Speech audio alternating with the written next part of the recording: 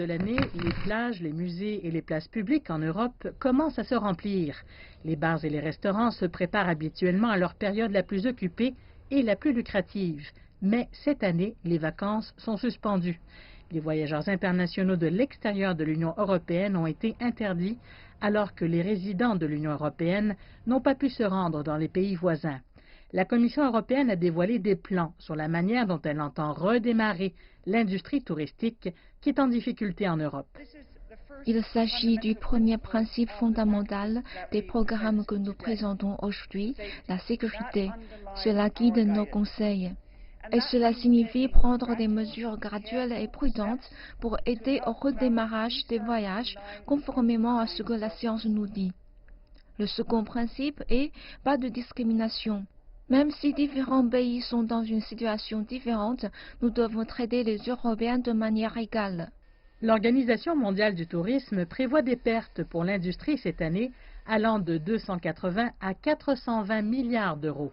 L'Union européenne, faisant pression pour un redémarrage, a dévoilé une approche en 2 étapes pour la réouverture des frontières des pays confrontés à des risques similaires. L'Agence européenne de contrôle des maladies sera invitée à surveiller les zones à faible circulation du virus, surnommées zones vertes.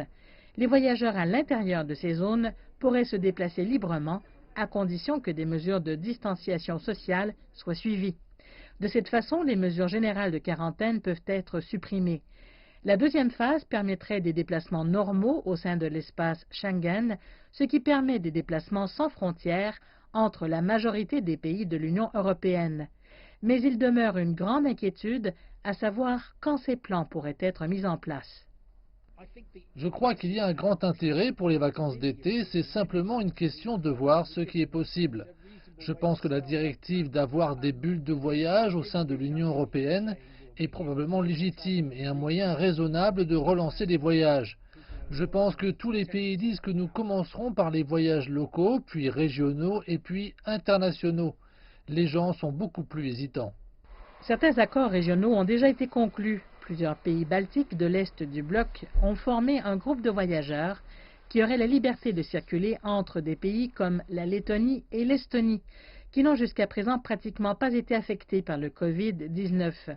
Et le Royaume-Uni et la France ont convenu d'un accord permettant la liberté de circulation sans quarantaine obligatoire de 14 jours.